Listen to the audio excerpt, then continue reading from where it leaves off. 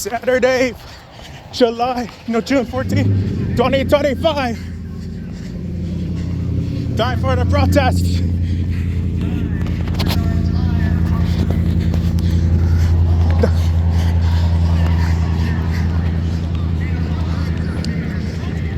Yes.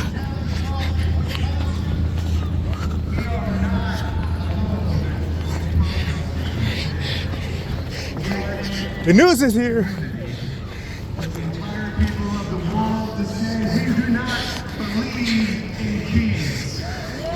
No kings! Okay. We do not believe in oligarchs. We believe in the people. Today is about reclaiming a government that works for us. We're here. Not for donors 1203. or lobbyists Yeah. or the powerful few. We are reclaiming our power. We are reclaiming our voices. We are reclaiming our streets. We are reclaiming our country. Yeah. This movement is about accountability. No politician, no party, no company is safe from that. Yeah. Those who have taken actions at the expense of basic human dignity can expect to be cited.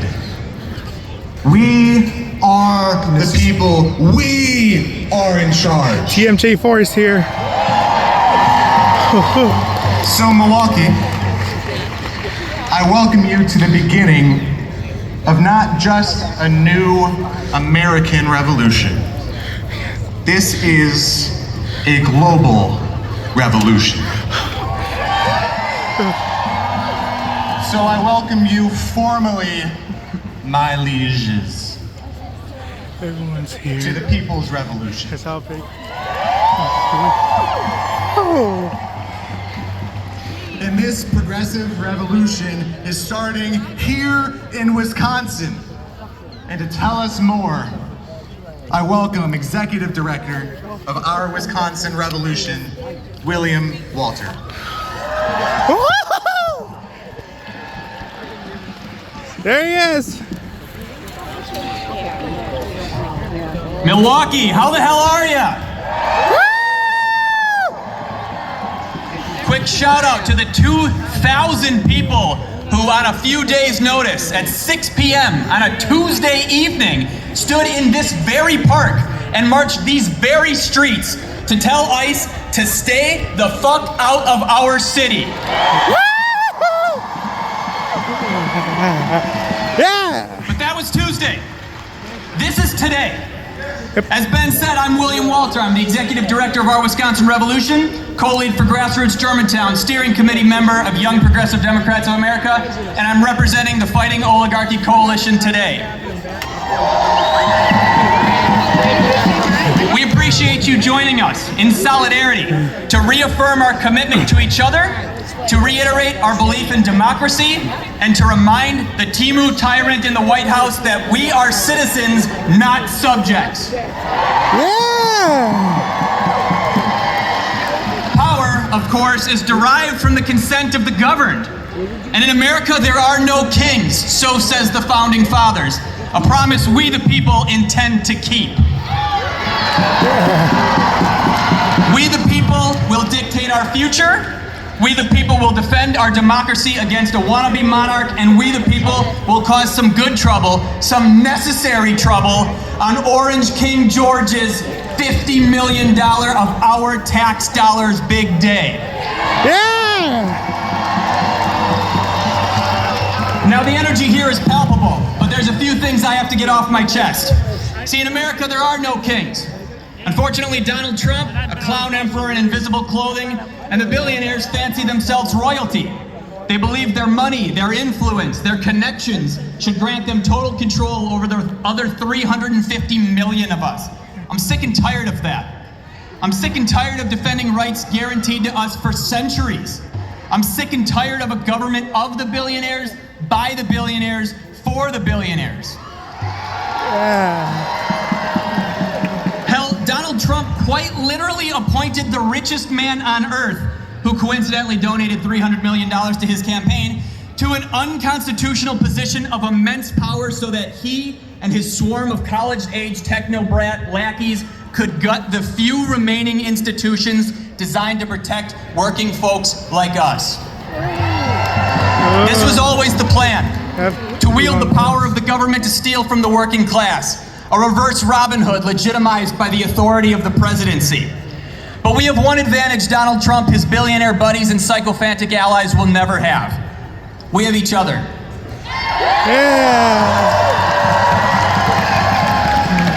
We the people are united by true, authentic community built from love and support rather than dollars and cents. We the people will revolutionize Wisconsin, reform America, and reshape the world.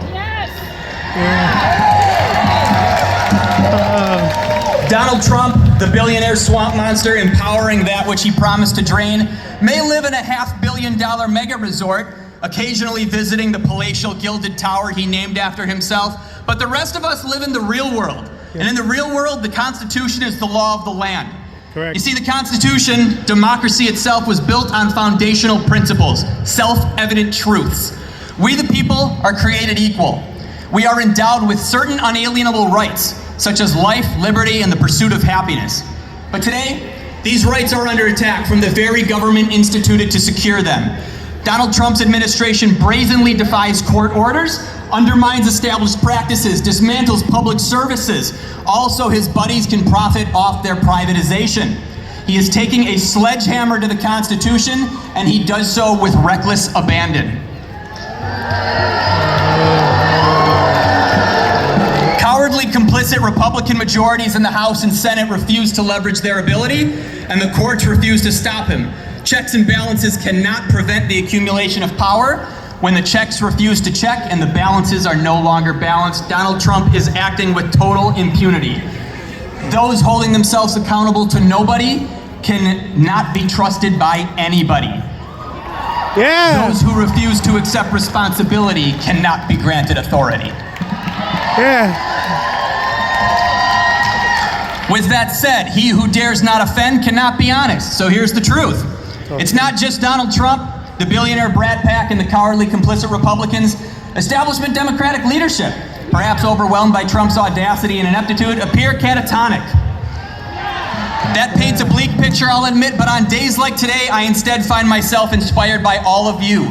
There is no savior coming. We, all of you, are the resistance.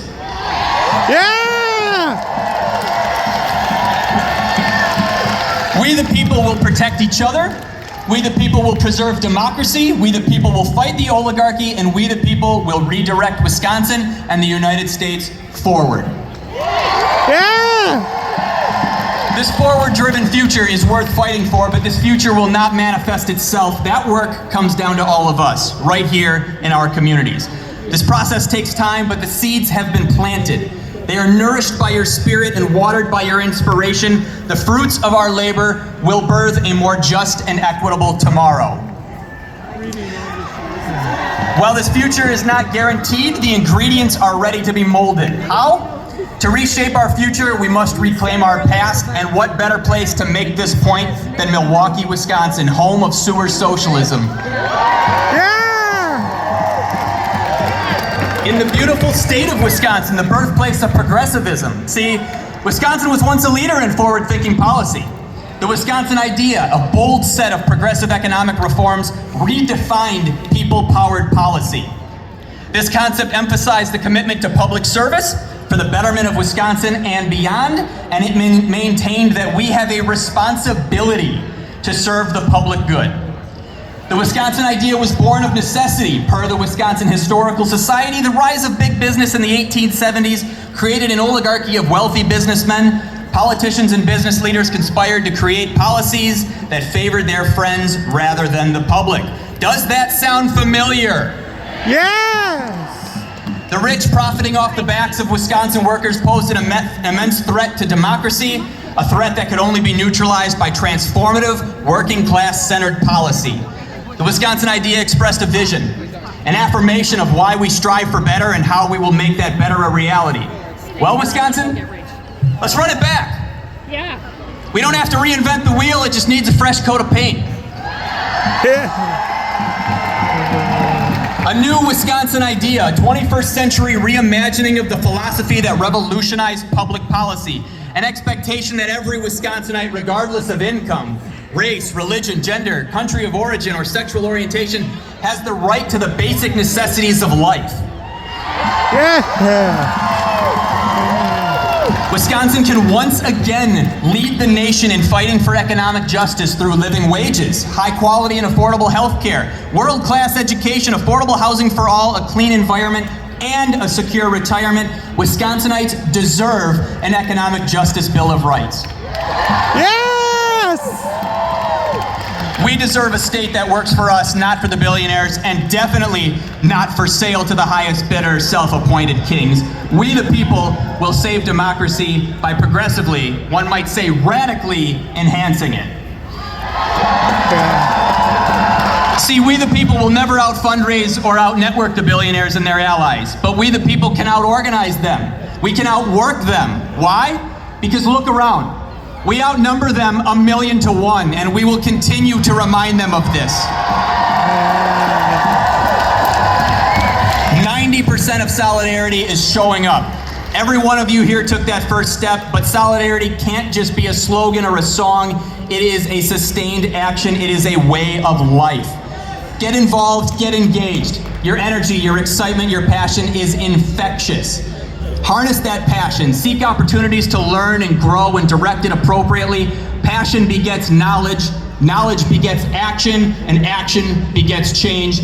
10,000 groups of 10 people can't do much, but 10 groups of 10,000 people will change the world. That, my friends, that is immense power. And looking at all of you today, I see immense power. Because there are no kings here. No kings. Just us. The people. Our first speaker is a lifelong organizer, educator, and community organizer, currently serving as the executive director of the Milwaukee Turners, one of the city's oldest social justice institutions. Please make some noise for Emilio De Torre.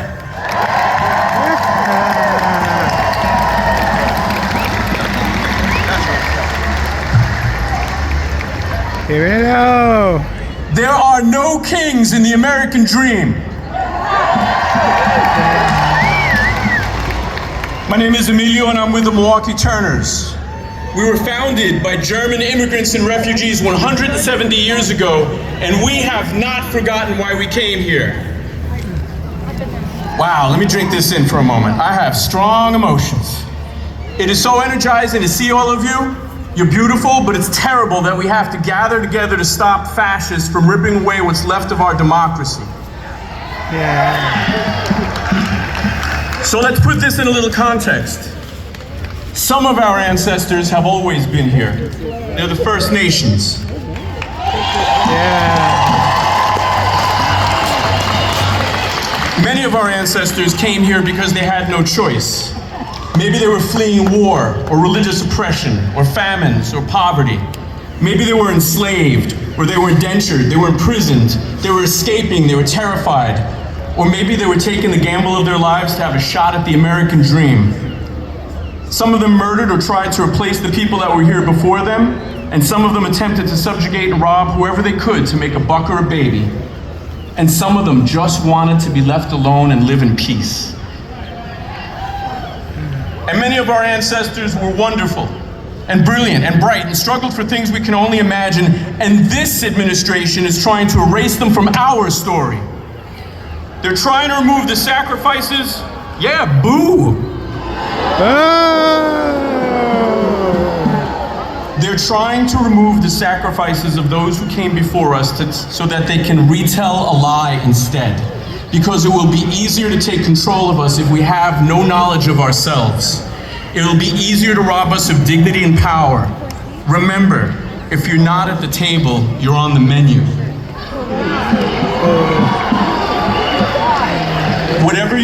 origin story, we've come collectively to believe in an American dream that's greater than the imagination of the women and men who originally dreamt it. Despite the racism, despite the prisons, despite the lack of housing and health care, the homophobia, the transphobia, the xenophobia, the religious intolerance, and the eternal dumping of money into wars and police, we know that a better world is possible.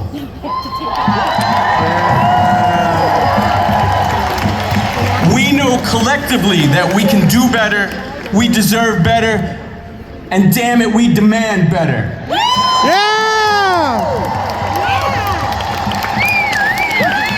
At the heart of it, this is why we're standing here today, across the nation. Because once again, there are people who are attempting to rob us of our rights.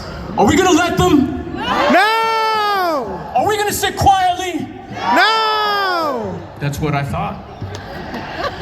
No matter how we got here, we're united because we were charged to build a beloved community. It does not yet exist. This is our part to play. Our ancestors fought exploiters, slavers, racists, fascists, and tyrants for generations before us so that we could be here today. Our parents and grandparents sacrificed so that we stand here. To stand up for democracy, to not stand up for democracy, is to dishonor those who came before us. Yeah. To not provide mutual aid and support where and when we can is selfish. Yep. To not call out wrong and hateful actions when we see them is cowardly. And you're a colluder and not a patriot if you do these things, no matter how many flag stickers you put on your truck.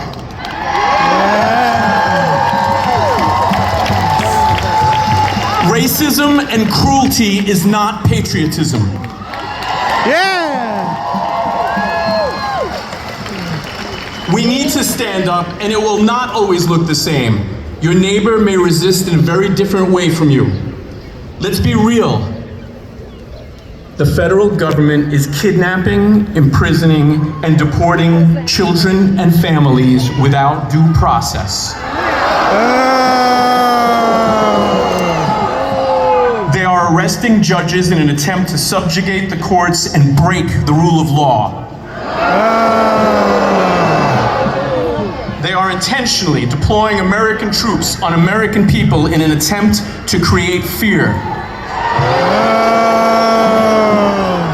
And we know that the story they tell is a lie, and their cackling chorus sits back and says it's justified for any number of bullshit reasons that they have created to justify it.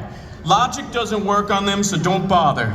And I pity all of those so frightened that they will give up their democracy for a false sense of security or superiority, because that false sense of superiority will fail them. Yeah.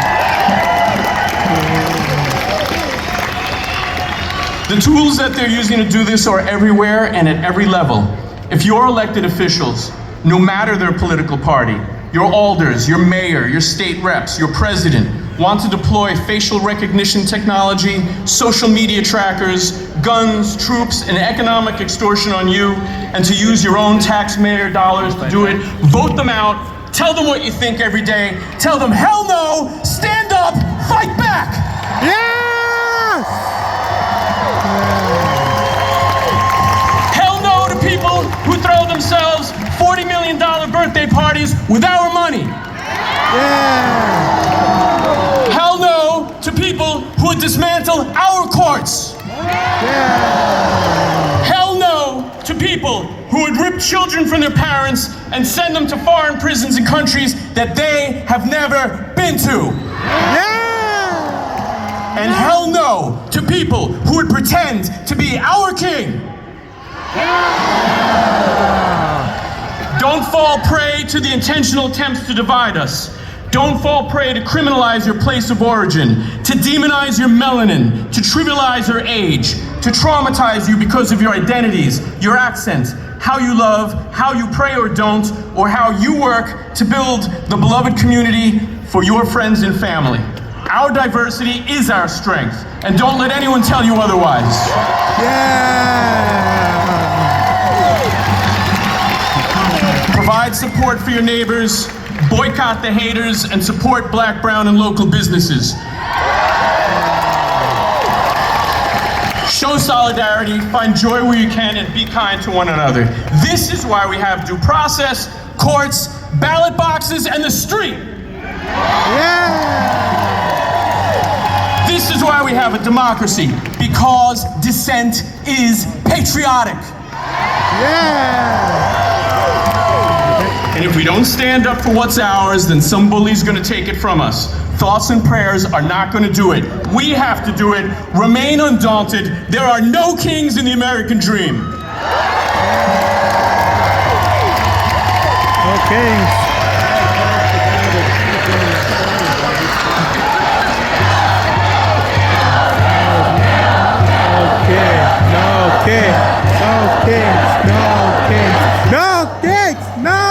Next in charge of the stage is the editor of the Capital Times and The Nation, an MSNBC regular and co-author with Bernie Sanders of the New York Times bestseller, It's Okay to Be Angry About Capitalism. Please welcome my good friend, John Nichols. There's Sonny. Brothers and sisters, brothers and sisters, my name is John Nichols, and my great, great, great, great, great, great grandfather, Augustus LeVake, snuck into the United States in 1776 to join the Green Mountain Boys in Vermont to fight against the British Crown.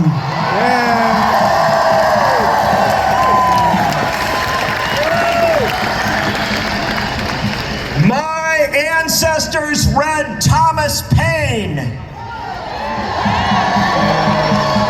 And in 1776, Thomas Paine wrote, "O ye that love mankind and womankind, ye that dare oppose not only the tyranny, but the tyrant, stand forth."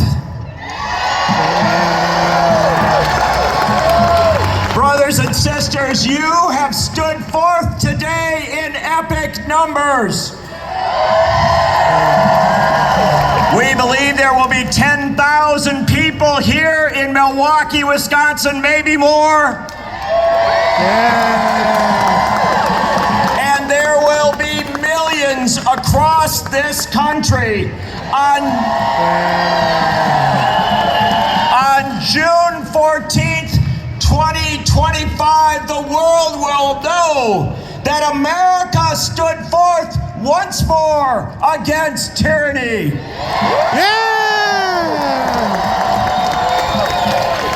Now I want you to know something. I'm not going to speak for long because you have plenty of speakers, but let me tell you this one basic concept.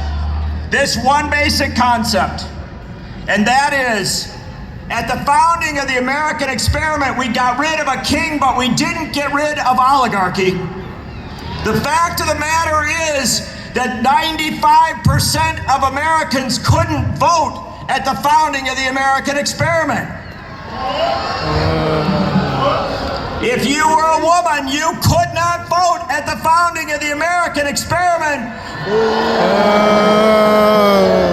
But women stood forth and demanded the right to vote.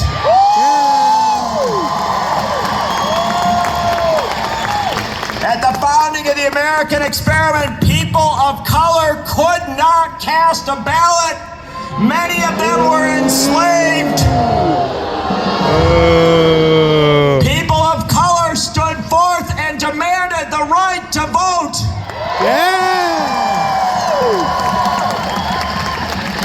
At the beginning of the American experiment, the working class could not vote. Working people, no matter what their background, multiracial, multi-ethnic, all genders were denied the right to vote, and that right was given only to a wealthy elite. The working class, through trade unions, demanded the right to vote and economic democracy in this country.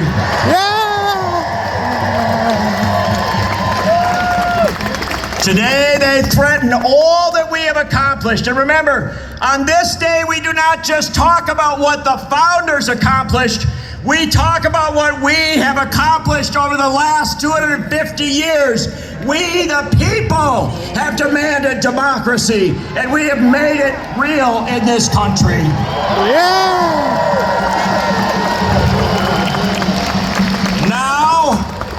Now, I'm going to talk to you a little more about a couple things, but I just got a phone call from a friend of mine.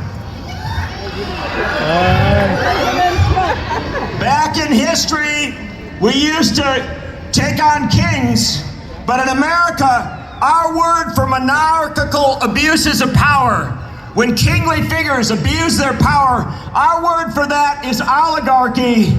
And the man who taught us that word is the senator from Vermont, calling from Stovermont, ladies and gentlemen, Bernie Sanders.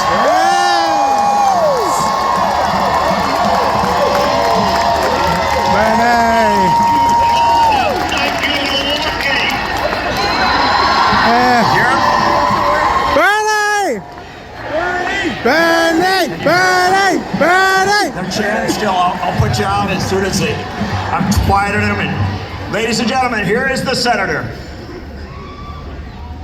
Thank you, John, and thank you, Milwaukee.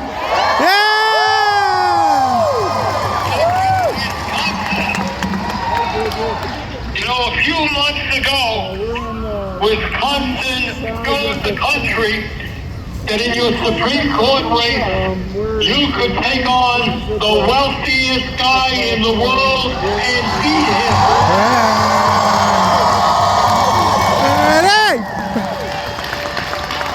We defeated Musk, and we are going to defeat Trump and his move toward authoritarianism.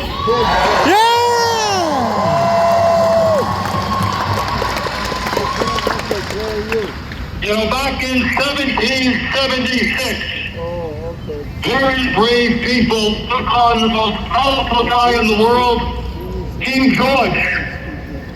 And as they developed a constitution in 1789, they understood that they never wanted one person or one entity to have absolute power.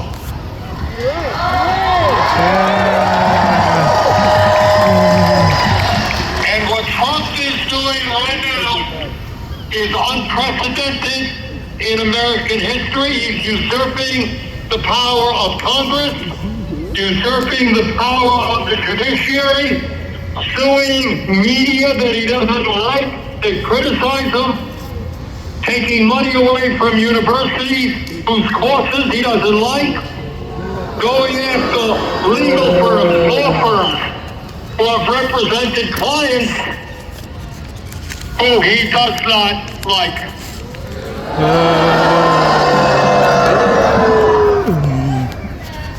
Our job right now is to tell Mr. Trump we are not going to accept oligarchy in America. We are not going to accept authoritarianism in America. We are not going to allow him to give massive tax breaks to billionaires and cut Medicaid, nutrition, and education. I've been all over the country, including Wisconsin, and I can tell you that the overwhelming majority of the American people who may disagree on this or that issue understand that millions of brave Americans have their lives on the line to defend democracy. We are not going to let Trump and his friends take that away from us.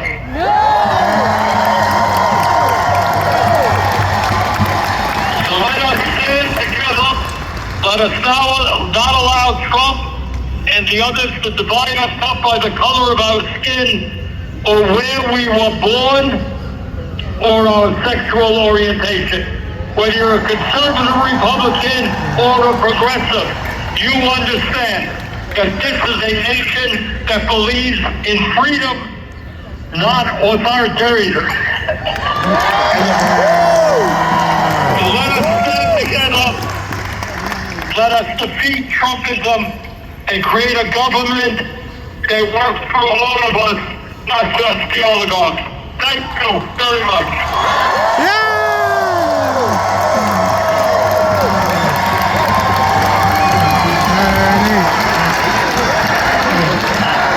Bernie, Bernie, Bernie, Bernie, Bernie, Bernie, Bernie, Bernie, Bernie. Senator, should I let you go? Okay, brother, take care. Ladies and gentlemen, Senator Bernie Sanders.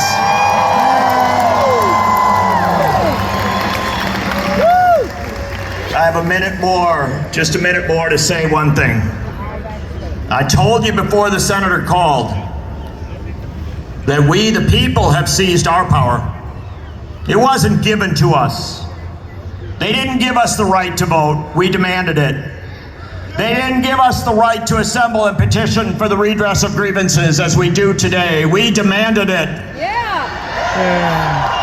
Now they want to take our rights away. Now they want to undermine the basic underpinnings of our democracy. They are arresting our judges. They are arresting our mayors. They are handcuffing our United States senators. They are terrorizing our hard-working immigrant brothers and sisters. But they will not prevail. They will not prevail because Martin Luther King Jr. won his fight. The suffragists won their fight. The abolitionists won their fight. Cesar Chavez won his fight. Dolores Huerta won her fight. Native American brothers and sisters who demanded a place at the table in their own country won their fight. And today, brothers and sisters, you have stood forth. And the fact that you have stood forth means that we will win our fight. Brothers and sisters, say it with me. No thrones. No thrones. No crowns. No crowns. No kings. No king. No oligarchs. No oligarchs. We are not going back. We are not going back. We are Wisconsinites. We are Wisconsinites. And we only go forward. Solidarity.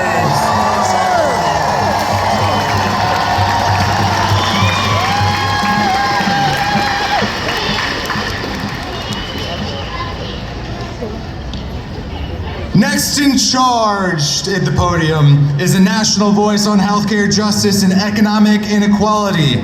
He's the author of Health Justice Now, a brilliant communicator and a relentless advocate for a healthcare system that puts people over profit. Please welcome Tim Faust.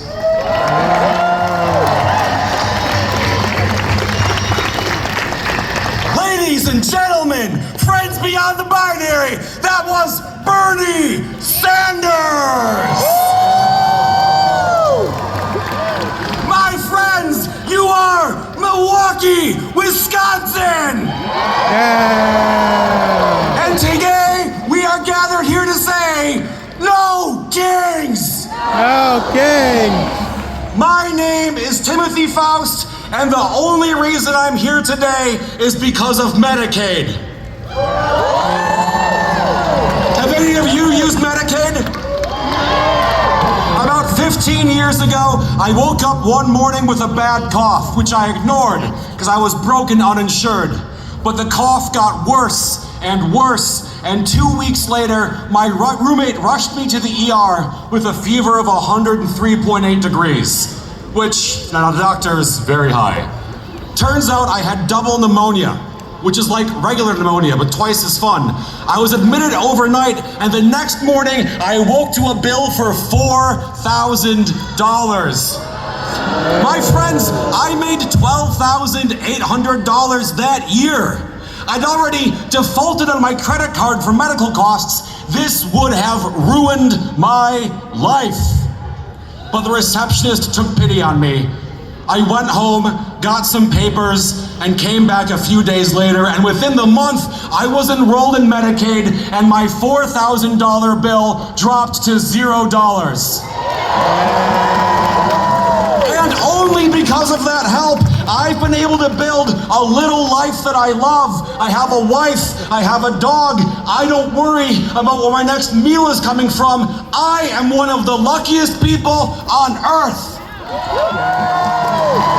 And this is the promise of Medicaid, giving people who need help just a little bit of grace so they can lead the dignified lives we all deserve. In the next couple of weeks, Republicans are going to try and take health insurance from 16 million Americans. 16 million mothers, 16 million sons, fathers and daughters, 16 million people who already have trouble getting by as punishment for the crime of being poor. You know, we are all so much closer to needing help than many of us realize, right? A car accident, a weird cough, a little bad luck, and any one of us could be flat in our back. 1 in 5 Wisconsinites use Medicaid, but there are millions and millions of people out there, including all of you and including me, who could need help next week and just don't know it yet. In America, sickness makes you poor and poverty makes you sick, and Medicaid is the one thing keeping many of us from the edge. And so healthcare programs like Medicaid are the social infrastructure of America, right? Whenever a construction worker gets a cortisone shot to treat a busted shoulder so he can keep on working, that's Medicaid. Whenever a single mother who takes care of her dad full-time gets an inhaler in the mail to treat her kid's asthma, that's Medicaid. Whenever a guy in a wheelchair can live with his girlfriend in their apartment instead of being warehoused in a nursing home, that is Medicaid. So an attack on Medicaid is an attack on society, the whole arrangement of people and resources that make our lives worth living. Why would you attack society? While the people who want to hack away at Medicaid are doing it so they can give that money to the billionaires who fund their campaigns. It's so simple, it's so stupid, it's what it's always come down to. People who control over $100 trillion, 300 times what it costs to go to the moon, want another 4 trillion more. You know, every religion I know condemns any person who prioritizes their own wealth over the well-being of others, right? Yeah. If you're a Bible head, think of Luke 12:14. Life does not consist in an abundance of possessions. Or from Judaism, the Tanakh. The wicked in his pride persecutes the poor. Let them be taken in the devices they have imagined. Or Al-Takathur from the Quran, you are obsessed by greed for more and more, and you will be called to account for what you did with the gift of life.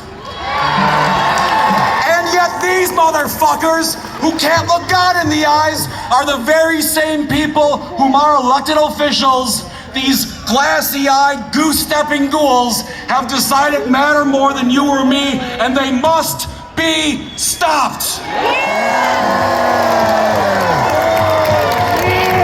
We cannot let them ruin society we have built for ourselves. Tell me, the people united can never be defeated. People united can never be defeated. The people united can never be defeated. People united can never be defeated. The people united can never be defeated. The people united can never be defeated. You know, we are surrounded by scenes of such great cruelty. Every time I open my eyes, I am flooded with such vicious depravity, it makes me want to scream and scream until the sound stops coming out. Do you feel me? There are days I see what's happening in Gaza or Los Angeles or here in Milwaukee, and I want to say, God damn America, this is not my country, but this is my country. I cannot remove myself from America any more than a star can pluck itself from the sky. And so it is my responsibility, it is our responsibility to stand here and fight. Our joyful obligation is to demand a better world, the world that can be, should have been, and one day will be ours. And so we demand a country where someone with $5 and someone with $5 billion are equally worthy of the human right of health care. And so we demand a country of freedom. The freedom to pray how we want. The freedom to love how and who we want. The freedom to have children or not have children how we want. Freedom from persecution, whether at the hands of the prison system, the ICE secret police, or American bombs overseas, and above all, the freedom to live safely in our own bodies. And this freedom has been denied us by a political order that demands limitless conquest, one which existed long before 2016, who would gleefully wring from your and my little lives every drop of joy if it could be turned into $1 of profit. And so we, all together, against a tremendous force arranged against everything we love and the pathetic little despot who now leads it, we demand justice. And when we fight for justice, we all fight side by side. Justice for black lives. Justice for brown lives. Justice for trans lives. Justice for the lives of immigrants. Justice for people in prison. Justice for people in Palestine. And the well-being of all people, regardless of age, gender, race, disability, or creed. My friends, we're talking about justice.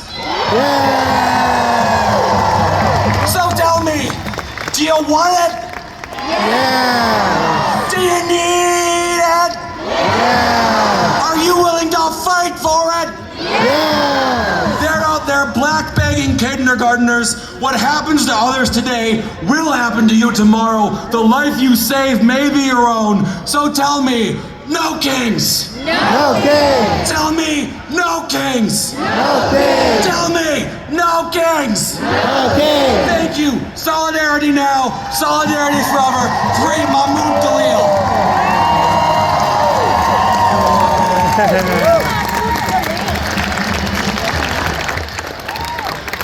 All right, next in charge is a fierce advocate for healthcare access, reproductive freedom, and human rights.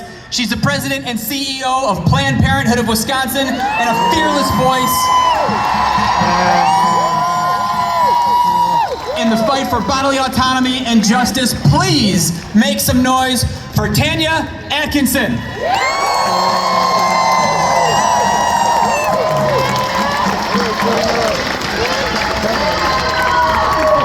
All right.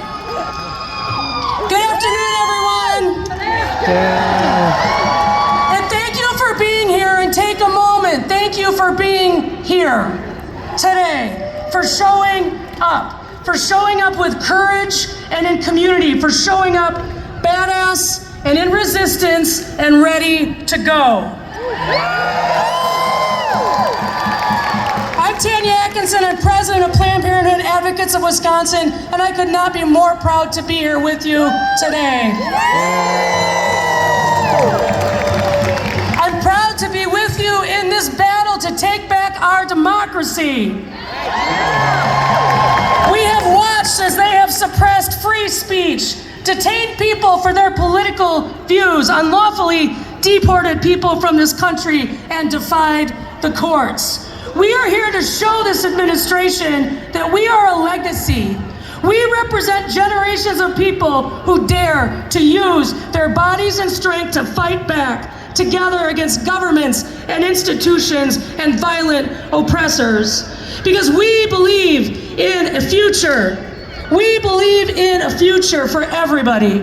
We believe in a future where every person has the right to make decisions about their own body, their own care, and their own life.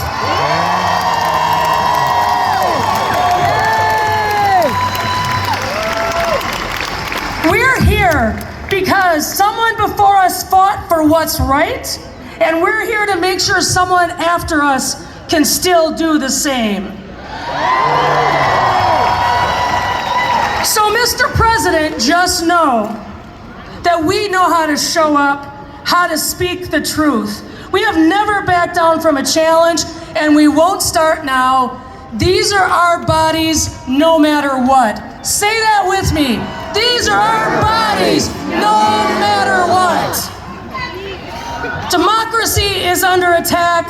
Planned Parenthood is under attack. Not because we've done anything wrong, because we do things right.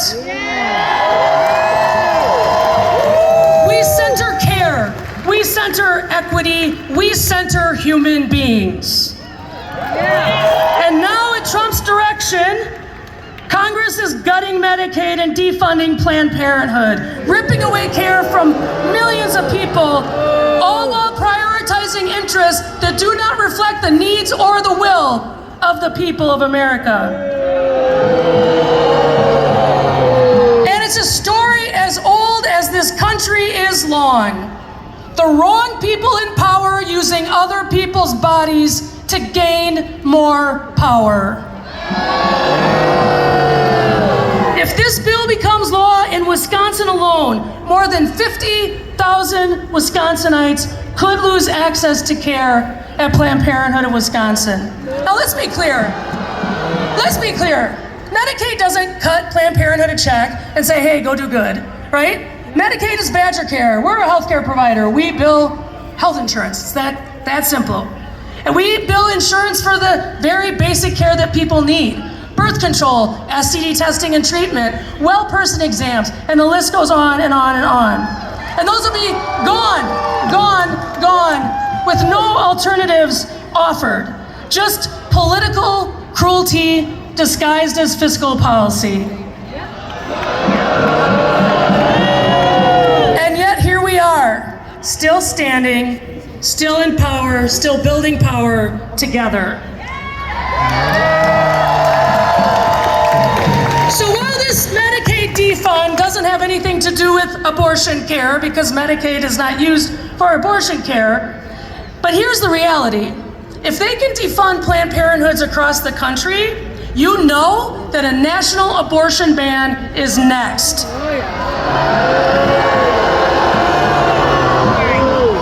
But guess what? We are not intimidated. You are not intimidated.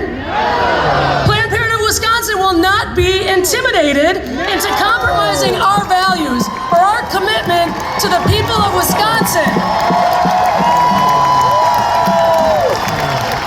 We will not compromise the care we provide. We will continue providing gender-affirming hormone therapy. Planned Parenthood of Wisconsin will continue providing the full range of reproductive health care services. And Planned Parenthood of Wisconsin will continue providing abortion care no matter what.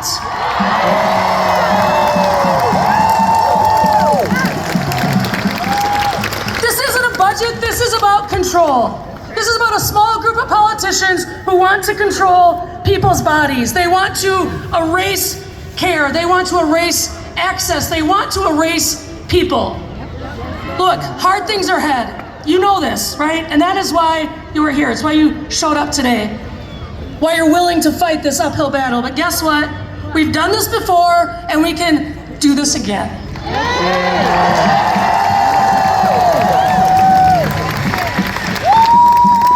Go ahead. Underestimate Wisconsin and find out. Together, we are strong. We will be solid. We will be united. It is our commitment that we will remain your Planned Parenthood of Wisconsin no matter what. Thank you.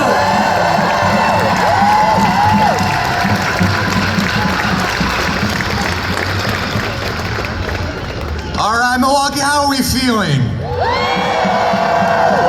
We're gonna keep going with our speakers. A couple housekeeping notes. We want to make sure that everybody here is feeling good, healthily, that you're hydrating. It's hot, there's a lot of people. So if you need water or snacks, there's a blue tent over here. Please use it. I think we have a mountain of water. We have enough. So if you need water, please get it. Additionally, if anybody has accessibility needs, we have a section right here in the front.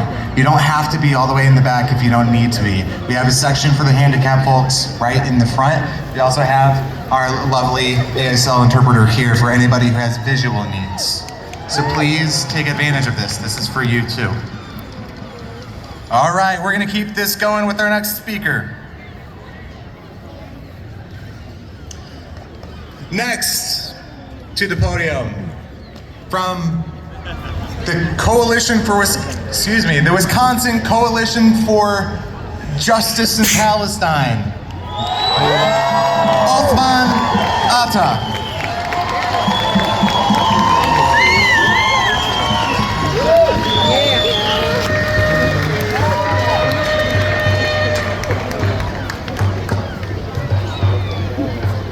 My dear brothers and sisters, good afternoon. I'm here for the Wisconsin Coalition for Justice in Palestine.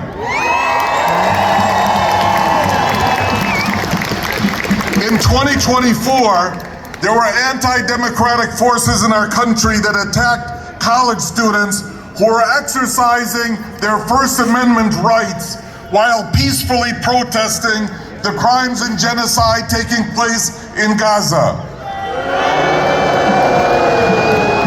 These anti-democratic forces attack the universities, which are supposed to be the centers of debate and discussion and protest, and try to impose censorship rules on them. Oligarchs who had contributed a very, very small share of their wealth to universities decided to threaten the universities. They said, if you don't censor these individuals that we disagree with, we will pull our donations, dox your students, bully and harass them online, and make sure that they don't get the jobs that they want.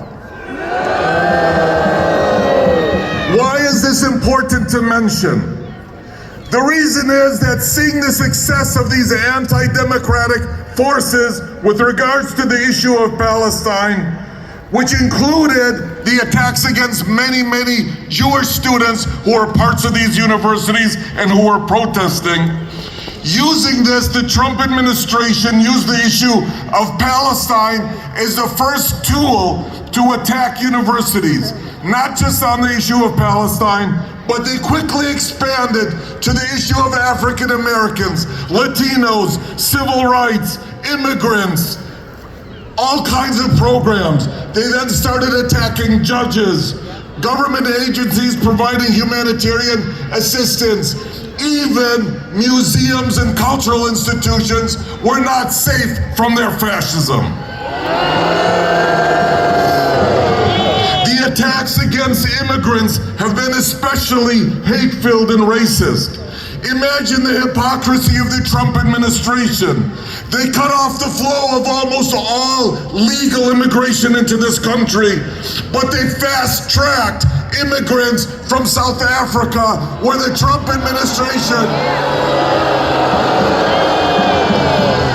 these farmers, white, former Afrikaners of apartheid, were granted fast-track approval while the rest of the people in the world were denied.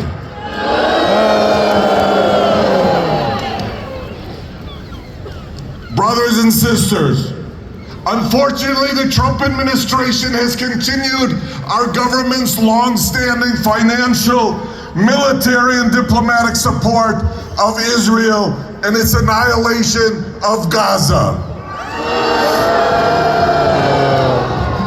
All of us are saddened by the tens of thousands of innocent people, particularly children, who have been murdered, the journalists, the civil health care workers, all of the others, journalists and physicians and anyone else, as the entire Gaza Strip has been destroyed. Our government, and sadly it includes the last administration as well, has allowed the Israeli regime to use food and water as a tool of war. Trump went even further and welcomed fascists like Netanyahu and Ben-Gvir to our country. My brothers and sisters, I was a practicing attorney for decades, upholding the laws of the United States, protecting the rights of individuals, including immigrants, advocating for free speech rights for everyone, including those that I vehemently disagreed with. As someone who was born in Palestine and whose father actually served in the US Army, I witnessed the decade-long oppression and occupation of Palestine and the dehumanization of the Palestinian people and the denial of their right. Yet, despite the decades of what I saw and that troubled me, I still felt some hope in the US and the system of democracy and the people in this country and the checks and balances that I felt made this country great. Unfortunately, despite being an attorney, I have been deeply troubled by not just what the Trump administration is doing, but how far they have been able to go and what they're willing to do. It's as if our system of democracy and checks and balances was a house of cards that one narcissistic, xenophobic, hate-filled individual who surrounded himself with fawning, spineless, anti-democratic, and yes, anti-American acolytes could try to change our entire system of government. Are we going to let this administration reshape our government?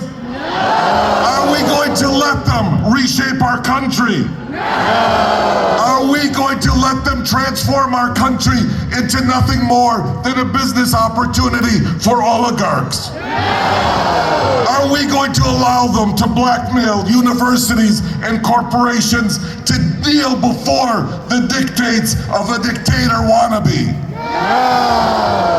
Are we going to allow the arrest of judges, the physical assault of elected representatives, the denial of basic due process rights to citizens and non-citizens alike? Are we going to allow the Trump administration to restrict our free speech rights, not only on the issue of Palestine, but on all other issues as well? Are we going to end the corruption of the Trump administration by not allowing them to take over our country? Are we going to support the rule of law, whether in our country or around the world, including international law related to genocide, occupation, and human rights for all people, including the suffering people of Gaza? Are we going to stay silent in the face of the Trump administration?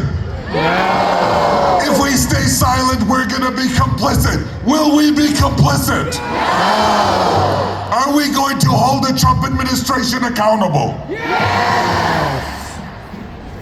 Brothers and sisters, the Wisconsin Coalition for Palestine has a chant of free, free Palestine because we recognize that the Palestinian people are facing occupation and have been for decades.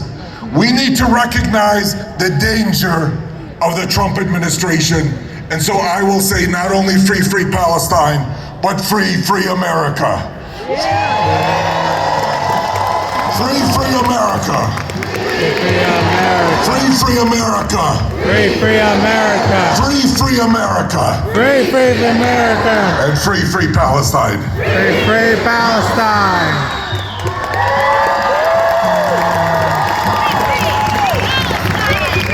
Next up to the podium, a college student, political activist, lupus warrior, and aspiring pharmacist. Please welcome Shania Cooper.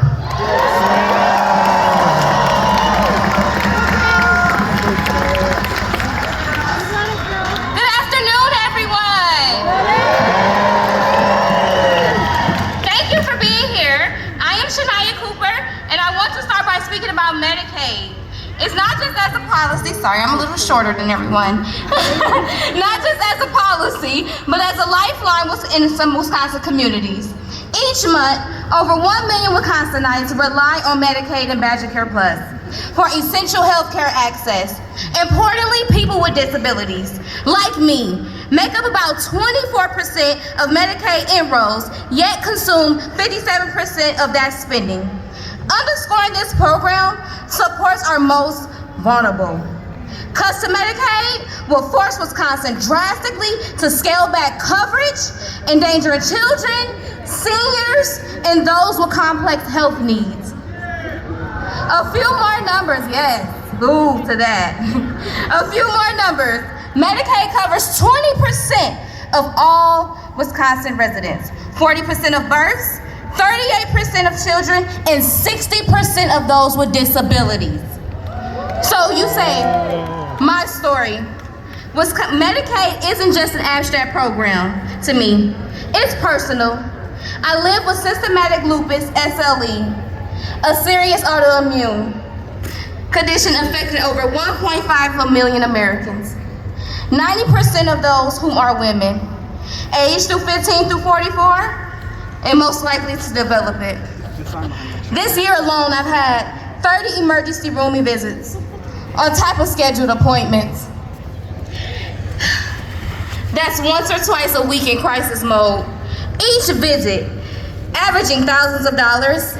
Without Medicaid coverage, I wouldn't have access to critical immune suppressive therapies, specialist consults, and timely interventions when my flares hit. So just to bring awareness to lupus, 53% of Americans say they don't know nothing about it, or very little. And 40% don't know it affects the internal organs. With Black and Indigenous women suffering 2 to 3 times more often with severe complications. So how does this intersect for me? For people with lupus, Medicaid isn't a luxury. It's often the only thing standing between us and health crisis. Data shows public insured lupus patients utilize over twice as many ER and outpatient visits than private insurance. Medicaid support those expensive medications and management like kidney damage and heart problems. But potential federal funding cuts threaten this safety net. In Wisconsin, we're disproportionately support complex health needs. Cutting benefits will put people like me and thousands of others in jeopardy. So some calls that I call for action. Protect Medicaid funding in Wisconsin and all over the world. Support shared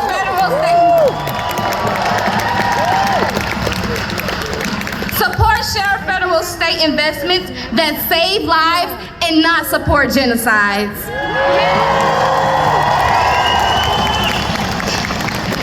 Raise lupus awareness, educate your communities, help with early diagnosis, and break the silence about the organ involvement and mortality risk. I want to make sure the world knows the purple ribbon is just as significant as the pink.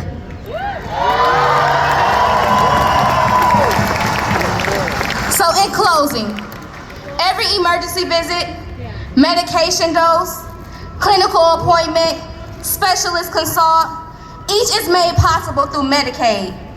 My 30 ER visits this year have been moments of fear, hope, and survival. And Medicaid was there every time.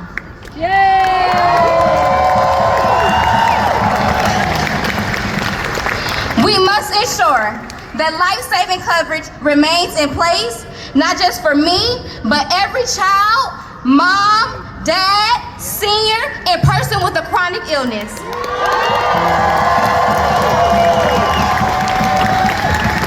Together, by supporting Medicaid and raising lupus awareness, we make healthcare a right and not a privilege. For the entire community. Thank you.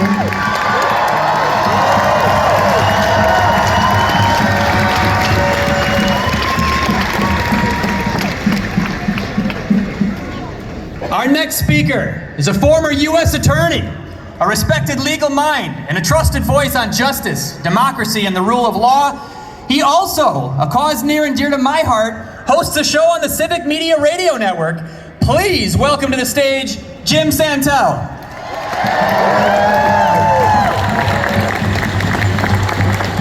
Good afternoon, Wisconsin. Good afternoon, America. My name is Jim Santel, and I had the proud privilege of serving as your United States Attorney under a president named Barack Obama. And I also had the privilege of serving under two attorneys general. Their names, Janet Reno and Eric Holder. And for 30 years, I had the privilege to serve as an assistant United States attorney doing civil litigation and criminal litigation 3 blocks from here at your federal courthouse on Wisconsin Avenue. I want to talk to you today about 3 things. The guardrails that are still in place in America of 2025. I want to tell you how we got here, the history of recent times, and then I want to tell you about the challenges, 3 of them, that I'm posing to you today. Let's begin with the guardrails.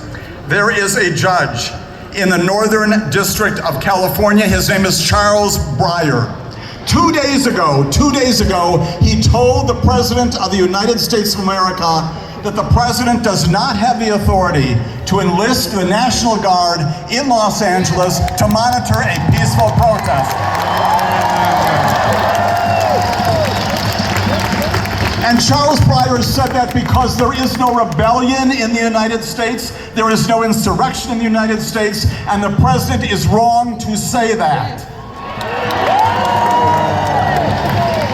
And he said some things that are all about you today. He said this in his 36-page order that affirmed that fundamental right, that fundamental notion about the rule of law in America. Listen to what Judge Charles Breyer told all of us. He said the court is troubled by the implication that protest against the federal government, a core civil liberty protected by the First Amendment, can justify a finding of rebellion.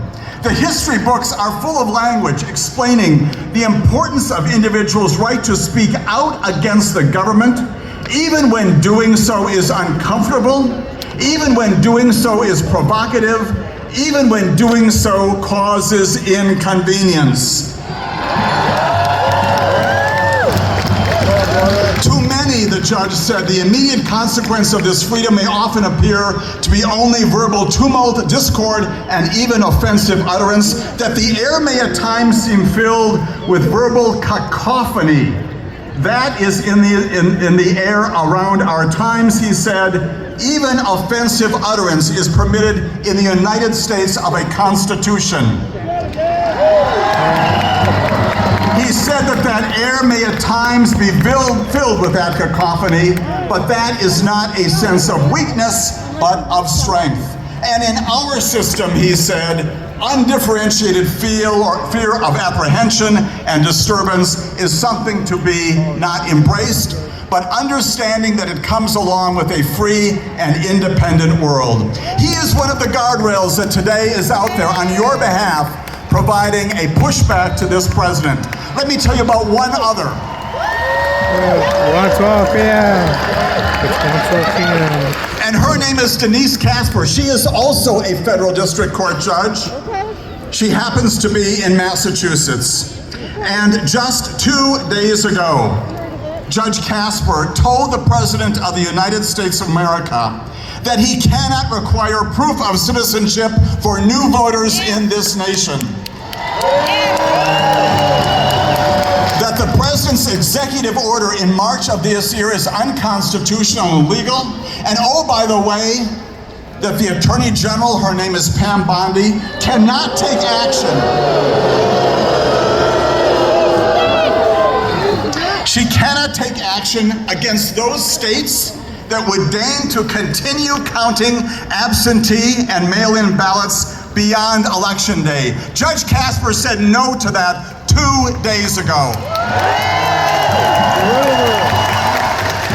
Now, where did this come from? They are the guardrails, and you should be proud and hopeful that the federal district court judges continue to articulate those things, not only to push back on this president, but to affirm your fundamental rights. Where did this come from? It came from something that happened 348 days ago today. On that day, the Chief Justice of the United States of America amended and changed the Constitution in a way that our founding fathers would not recognize. On July 1 of last year, for the first time in our nation's history, the Chief Justice, John Roberts of the United States of America, articulated a presidency that is hugely muscular, wildly speedy, deftly powerful, and unassailable in his supreme presidency. Here's what John Roberts said to us on July 1 of last year. He said this: the president occupies a unique position in the constitutional scheme. He must necessarily be energetic, hugely vigorous, wildly decisive, and speedy in the execution of laws. He is an indispensable individual. Your Chief Justice wrote in the law of this case that this energetic executive is essential to the protection of the community against foreign attacks, the steady administration of the laws, the protection of property, and the security of liberty. He went on to say this outstandingly and wildly. He said the purpose of this vigorous and muscular and energetic executive is to ensure good government. The Chief Justice said that that is because a feeble executive implies a feeble execution of the government. He went on to say this: the president is thus vested with supervisory and policy responsibilities of the highest and utmost discretion and most broad sensitivity. He must make the most sensitive and far-reaching decisions entrusted to any official under our constitutional system, and therefore he changed the Constitution by saying this: therefore there exists the greatest public interest in providing the president with the maximum ability to do fearlessly and impartially with the duties of his office. I would offer to you, my colleagues, my friends, my fellow citizens, my fellow residents of the state of Wisconsin, of the Eastern District of Wisconsin, and in places throughout our nation, that that is simply wrong. And now I offer you three things that you can do. One of them is very simple, and you can do it this afternoon. You can write to the Chief Justice of the United States Supreme Court. You go home, you pull out an envelope, you put a stamp on it, and you write a letter to Chief Justice John Roberts of the United States Supreme Court. Here's the address. It's 1 First Street, Northeast, Washington, D.C., 20543. And you insert in that envelope a letter, handwritten, typewritten by you, and you demand that your Chief Justice rescind what he did on July 1 of last year.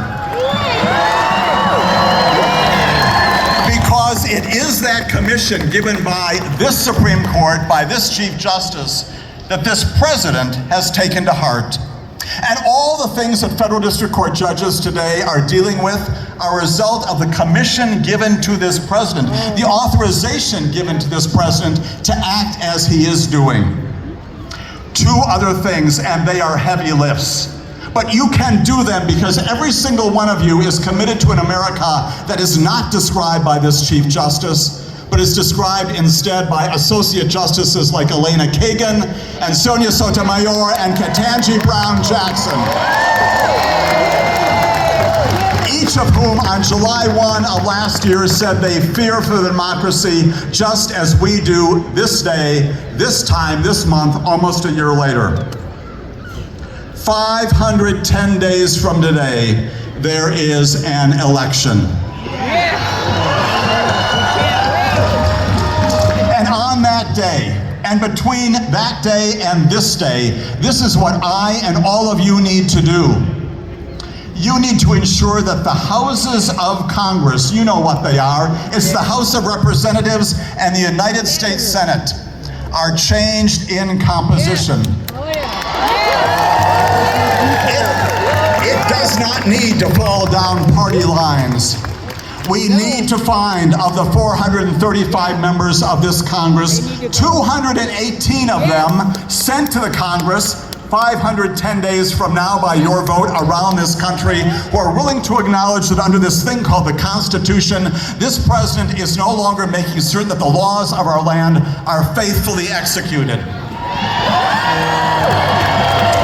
And when they articulate that, yes, as articles of impeachment, they need to go over to the United States Senate, and here's the big lift, but you can do it. You need to find right now 67 people of conscience, Republicans, Democrats, Independents, who are likewise willing to say that this cannot go on. And that many, many instances, not just of the past 145 days, but likely of the days to follow, are inconsistent with this Constitution, inconsistent with the Department of Justice's commitment to justice, and contrary to everything that we are. And when you get 67 people in the United States Senate, it is a big lift, I know, who are willing to acknowledge that fundamental truth. On that day, in February of 2027, it is possible to remove this president from the White House.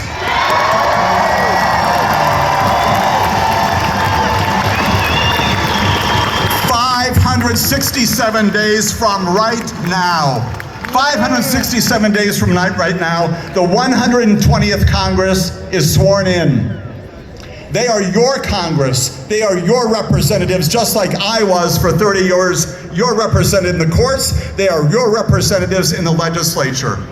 You need to work tirelessly, as you will, providing, yes, money, but also messaging and everything your soul can muster to ensure that we've got those people in the United States Congress who 567 days from now will take an oath of office, not only to the Constitution and their own commitment to the government, but also to ensure that this presidency can indeed come to an end.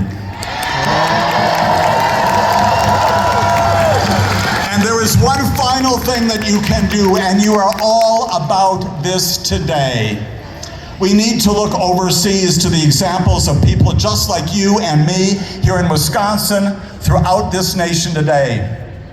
You can look back to a time 889 days ago today, when a pre-Gaza war Israel was in crisis. Israelis were confronting a prime minister who wanted to change the courts to ensure that they no longer had a balance of power, no longer had the authority to mete out justice. And what happened beginning 889 days ago today? The people of Israel took to the streets, and they all but shut the nation down, the airports, the hospitals, the academic institutions, the businesses. And the Israelis at that time, in the interest of human dignity, including those issues as well, what did they do? They pushed back and they said no.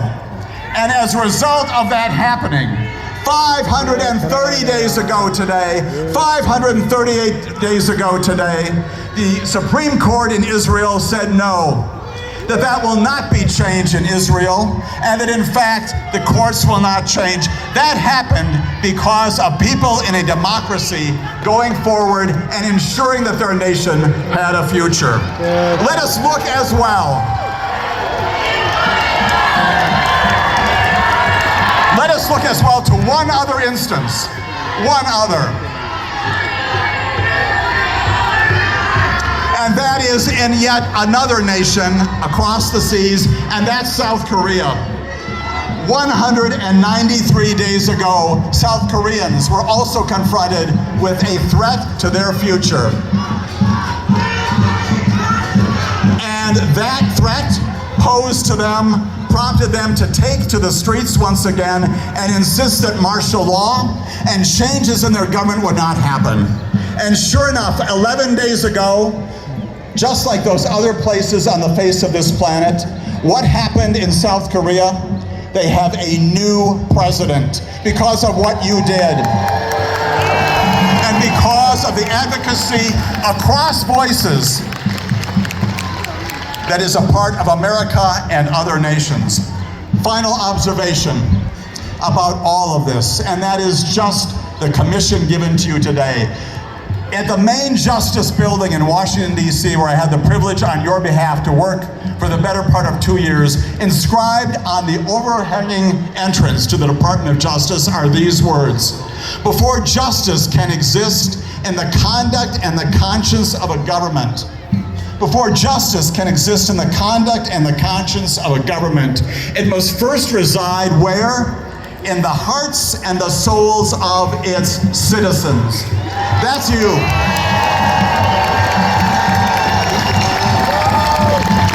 My commission to you today is to do the easy things and do the hard things as well, to ensure that we live up to that commission, that your hearts and souls today, tomorrow, and for the future of our children, our grandchildren, are in fact seen and invested and animating the conduct and the conscience of our United States government. Thank you very much.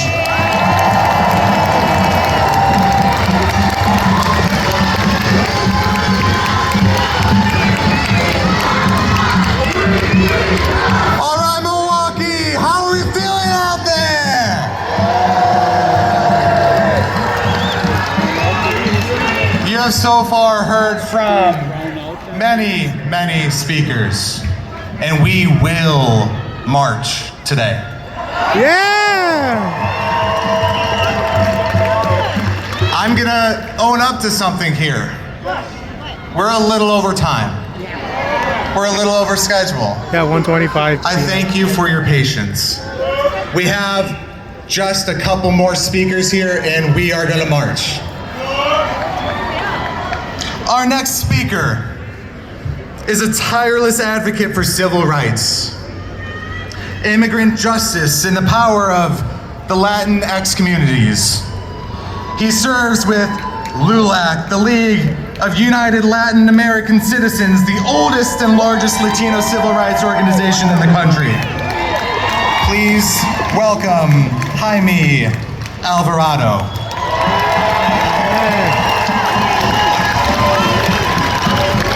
Justicia, mi gente! Justicia, mi gente! Justice, my people! I wish to first thank the organizers and volunteers. Let's give it up for them.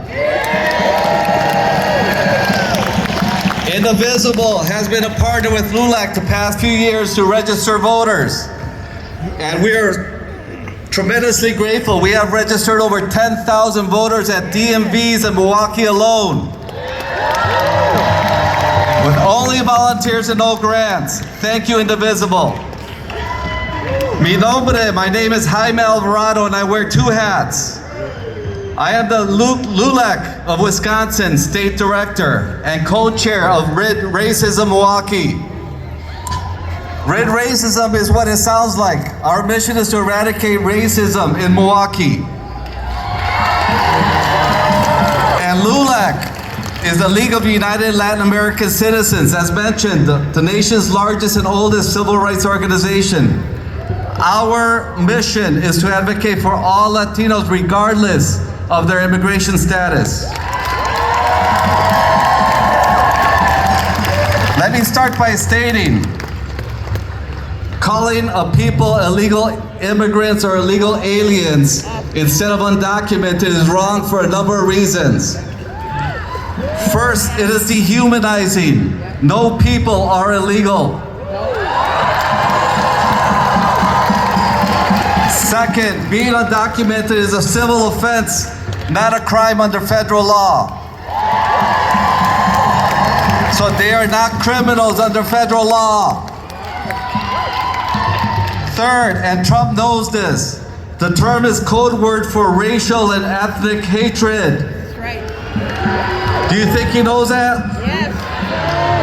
Here's a trick question. Is he a little ignorant or a little racist? I heard both.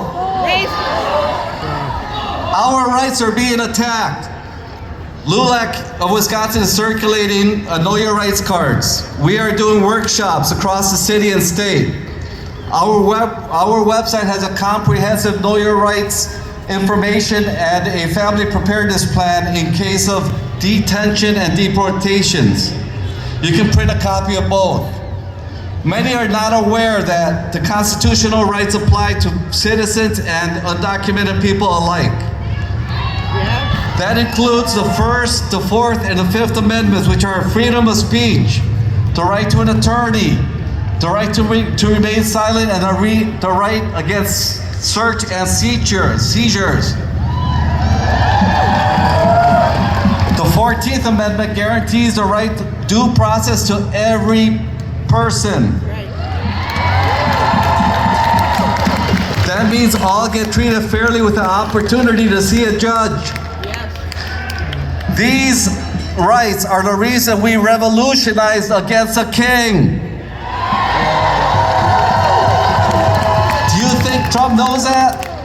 No. Trick question, is Trump a little ignorant or a little tyrant? No. I heard both.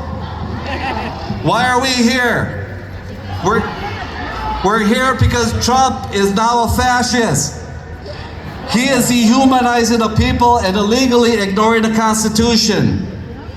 During the presidential campaign, Trump said, "We will only target immigrants who are dangerous." He lied. He is using ICE agency as his Gestapo. This Gestapo is kidnapping people off the streets. They are targeting people like hardworking landscapers and seamstresses. They are hiding outside our courts, houses, and schools. He is terrorizing our communities and our children. As you see in California and all over the nation, we are fed up and we will not be silenced. We will protest and fight against dehumanization of a people.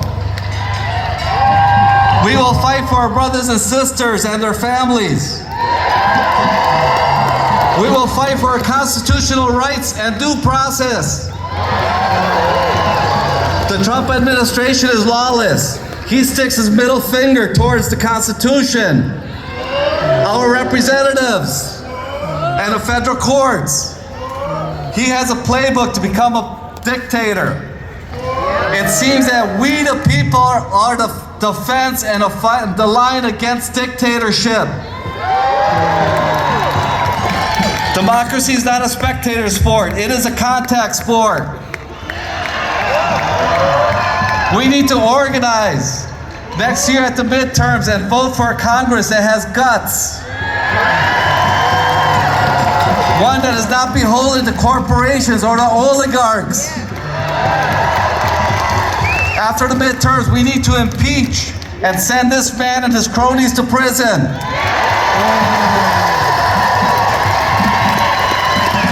I know a little bit about fighting. I am a U.S. Army veteran and I have something to say. fakes an injury to avoid military draft, mocks prisoners of war, and calls fallen soldiers in the cemetery suckers is not fit to be our commander-in-chief. Only a narcissist in chief will call a military parade for his birthday. He is a weak man masquerading strength, like other dictators. Today in DC is a vulgar demonstration. Many people, including many of y'all, think Trump is an idiot, a fool, or a coward. What do Latinos call a person who acts like this? I Google AI. It says Latinos call a person who's an idiot, fool, or coward a pendejo. Repeat after me. Pendejo. Pendejo. Pendejo. Pendejo. Pendejo. Pendejo. Pendejo. Who separates families at the border? Who deports U.S. citizen toddler with cancer without medicine? Who imposes illegal tariffs and will devastate our families? What kind of pedophile blocks the release of the Epstein files? Who arrests Judge Dugan in the Milwaukee County Courthouse? Who deports immigrants without due process or a hearing? Who arrests and deports immigrant activists for using free speech? Who activates the military to silence mostly peaceful protesters? For a birthday party, who will spend $50 million, taxpayer dollars, on a military parade? Justicia, mi gente, we want justice. Let's chant. What do we want? When do we want it? What do we want? Justice. When do we want it? Now. We call on President Trump to stop being a what? Justicia, mi gente.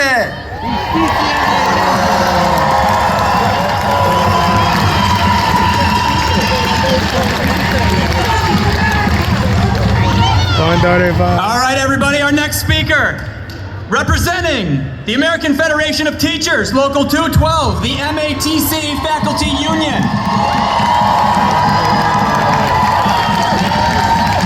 Please put your hands together for Dr. Michael Rosen.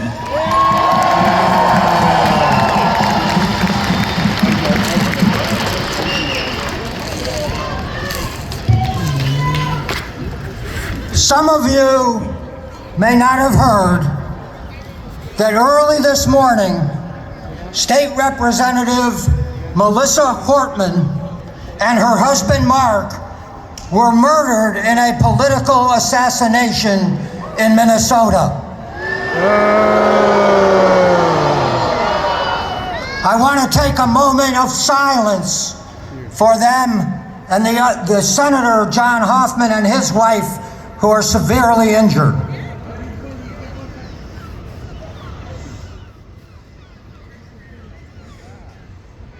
Thank you.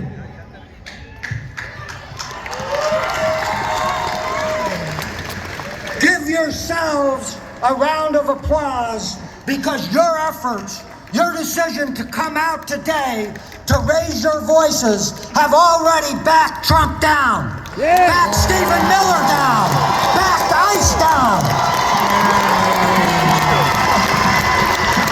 On Thursday, Trump signed an executive order ordering ICE to pause the raids and arrests of farm workers, meat cutters, and hotel and restaurant workers.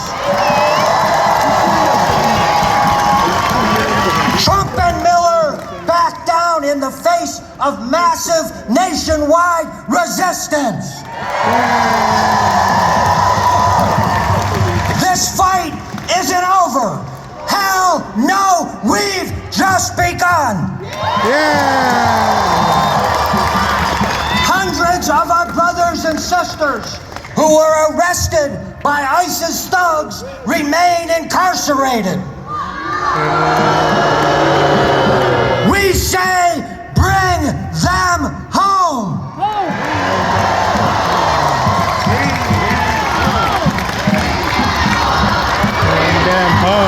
Bring them home. Bring them home. Bring them home.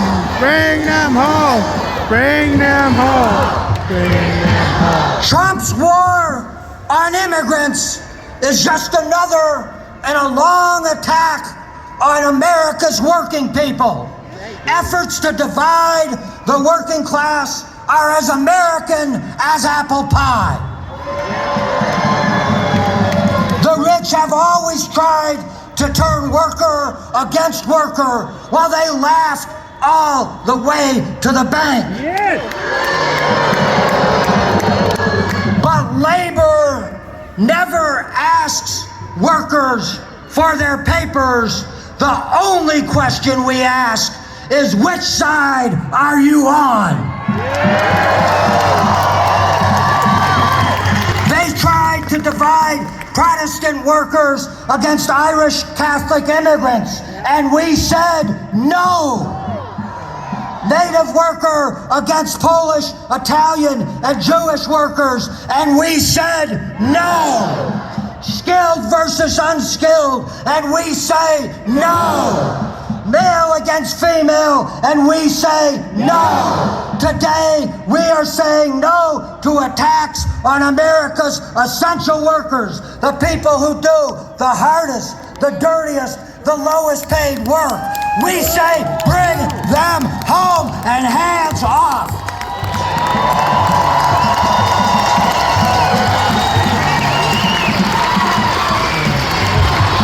Bring them home. Bring them home. Bring them home. Bring them home. Bring them home. Bring them home. We know which side we are on, and the fight has only just begun. We need to get back the seamstresses that ICE arrested. Let them go. What about the day laborers? Let them go. What about the mothers, the fathers, and the children who are incarcerated? Let them go. Let them go.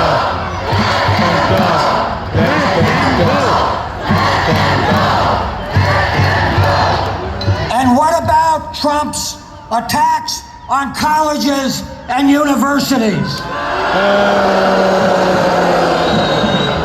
Trump's horrible bill threatens the very existence of MATC, the state's only minority college, a college that began in the fight against child labor, the center of English language learning in Milwaukee since 1913, and the engine that drives the state economy by educating the skilled and technical workers.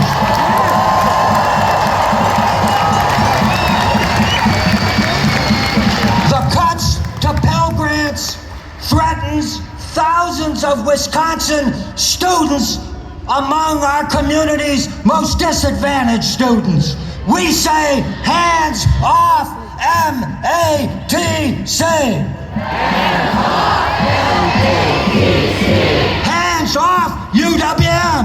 Hands off UWM. Hands off Bucky Badger. Hands off Bucky Badger. Hands off Harvard even.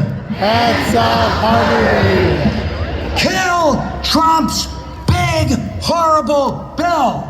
Kill Trump's big, horrible bill. This is all you need to know about that bill. It cuts the taxes of people making more than $500,000 a year by $1.1 trillion. And it cuts Medicare, Medicaid, and food stamps by, guess, $1.1 trillion.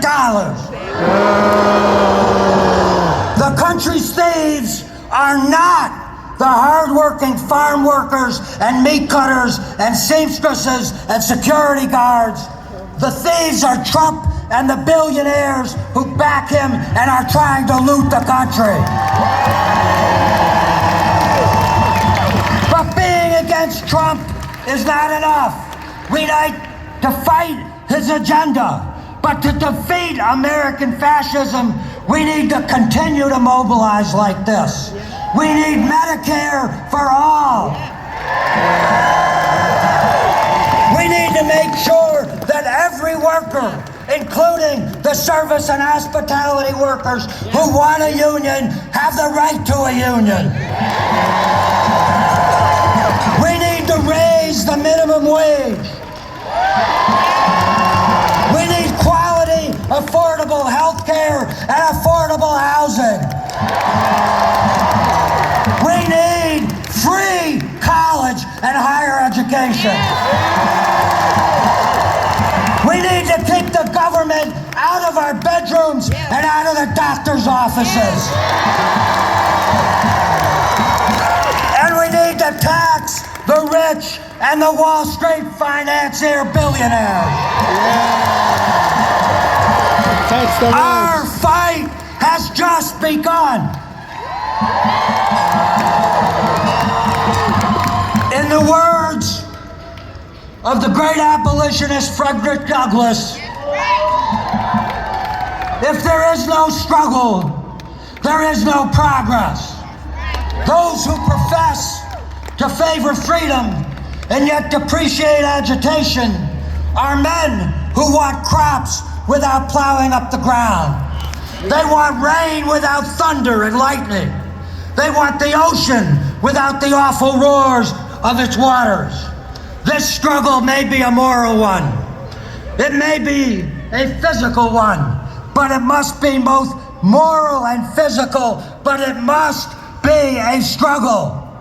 Power concedes nothing without a demand. It never has, and it never will.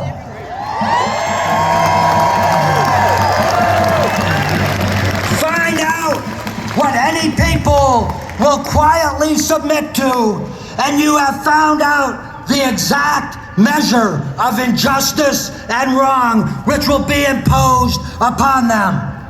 And these will continue until they are resisted with either words or blows or both. The limits of tyrants are prescribed only by the endurance of those they oppress. Today we are united in saying no retreat, no surrender, no kings. Thank you.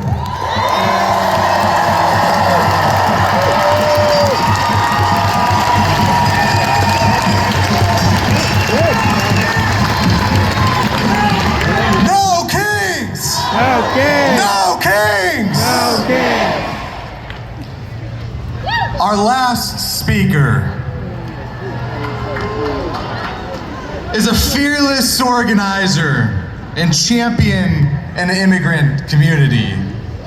Championing immigrant rights, worker justice, and true democracy. He is part of Voces de la Frontera, Wisconsin's leading immigrant rights organization and representing Workers United. Please make some noise for our final speaker, Primitivo Torres.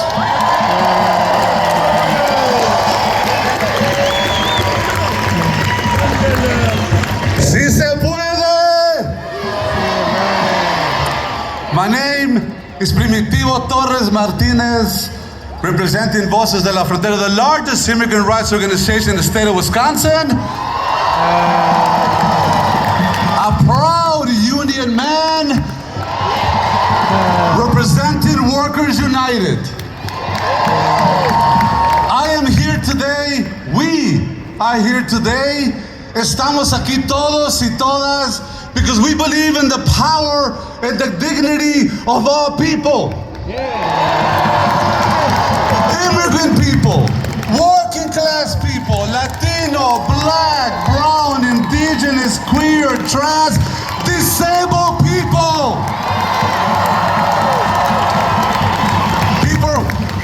People from the city of angels to the heart of the Midwest, from border towns under siege, rural communities left behind, people who've been excluded, criminalized, underestimated, and who, despite the struggle, refuse to be erased, silenced, or divided. We are not here as victims, and we are certainly not here as vessels to a wannabe king, vain in ignorance and drunk in power. We are here as organizers, as builders, and people committed to shaping a future rooted in justice. We're not waiting for someone else to save us. We are leading the way. But let's be honest, the threats we face today are real, and we must name them. Across the country, right here in Wisconsin, there's a coordinated assault on our communities. Power-hungry politicians are weaponing our government, criminalizing migration, attacking our workers' rights, dismantling healthcare, education, and access to housing, and taking away programs that our families need. And for what? To hand more tax breaks to the rich and the ultra-rich. Shame, shame, shame, shame, shame. Shame, shame. They insist on protecting those who stay untouchable, unaccountable, above the law, while targeting us with detentions, with raids, with cruelty and punishment. Brothers and sisters, no one is above the law. And let's be clear, all their actions are not about safety.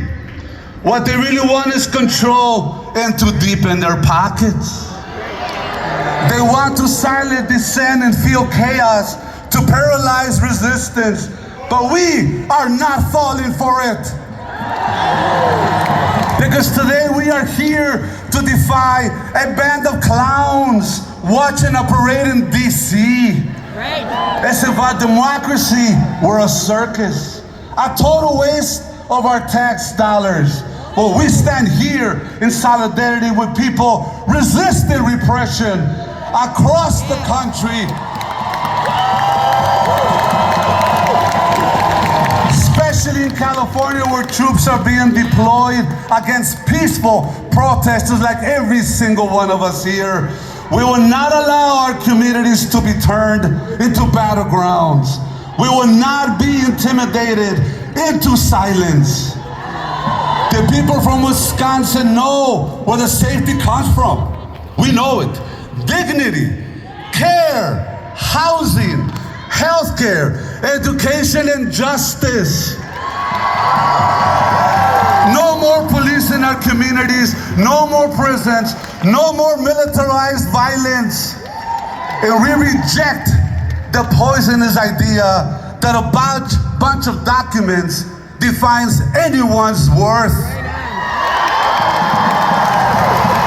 Our people have been criminalized for being poor, for surviving, for existing and resisting.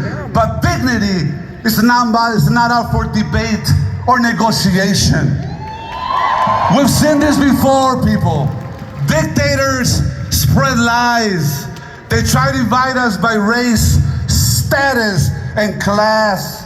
They still fear to tighten their grip on power. That's not leadership, that's fascism. And let's call it what it is. And believe me, here's what they didn't count us. They didn't count on us being here. La unidad del pueblo. They didn't count on working class communities linking arms. They didn't count on rural families organizing, students walking out, immigrant parents standing up for one another. They didn't count on the resilience, and they didn't count on our love. Aquí estamos y no nos vamos. We're not going anywhere. Wisconsin will move forward, not backward, not into cruelty or chaos. We are here to stay, we are here to build, and we are here to send a strong message. No one gets to define our worth. No one gets to divide us. No one gets to use our government as a weapon against our people. Together, across race, across borders, across generations, we will defend our communities. We will fight for our future, and we will win a country where all of us can live free, whole, united in shared liberation. Solidarity, sí se puede, sí se puede, sí se puede, sí se puede, sí se puede. Sí se puede, sí se puede. All right, are we ready to march? Are we ready to make these streets ours? Yeah! It is time to march. We're gonna do a little bit of information on what this looks like, but a couple of requests. Who here is a veteran?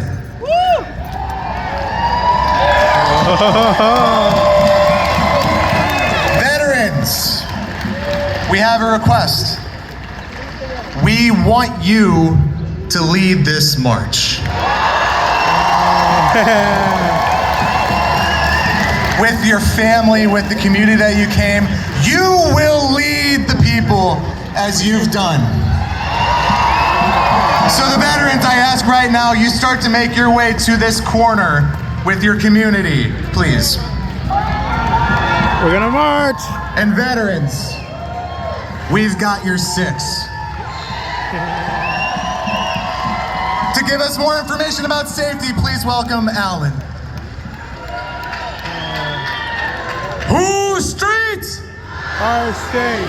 Whose streets? Our state. Whose streets? Our state. That's right, okay. We're getting ready to march, but a couple of important announcements. We are going to be lining up on Wells Street right behind the stage, and we're going to be facing east. The march will be directed eastward, okay? So the people that are in front of the crowd, they'll be at the front, start lining up behind them. A couple of important announcements and hand signals. When we are stopping, for whatever reason we need to stop, we will make this hand signal. I need all of you to do it with me. This means stop. When we start getting ready to move and go, we do this. In case of an emergency, a medical emergency, if you need a medic, we have a team of medics trained to assist people. If you need someone, do one of these. This is an X. Everyone do one of these.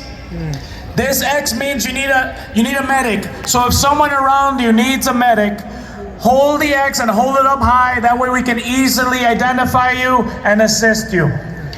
We're gonna be marching through streets. Stay on the streets. We're not gonna take the sidewalks, we're gonna take the streets.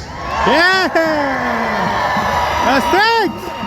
This is important because in case someone needs assistance, we can move them over to the sidewalk and assist them there rather than, a giant crowd.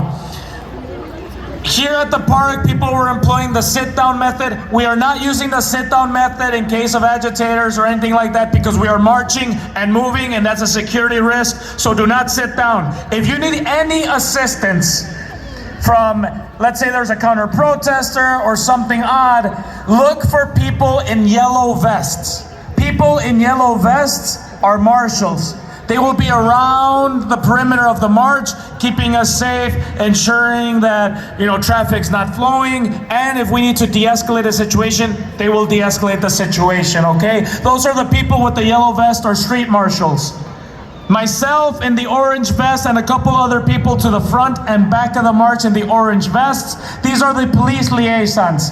There might be police presence around us. If we need to talk to the police, only people in the orange vest. This is done to expedite the process of communication and ensure there's order, okay? So orange vest or police liaisons. The last color that you should identify is a purple vest. There will be people in purple vests all around us. Those are legal observers, making sure that any entity around us today is respecting our rights.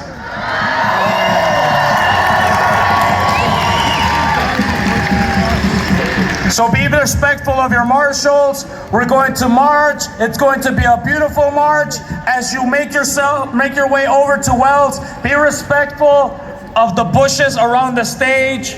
Our taxpayer dollars, they should be going to these parks, so let's keep them beautiful, all right? 157. So are y'all ready to march? Yeah. Excellent. Start making your way over to Wells and we'll get started shortly. Thank you so much. 158. Yeah. Start the march.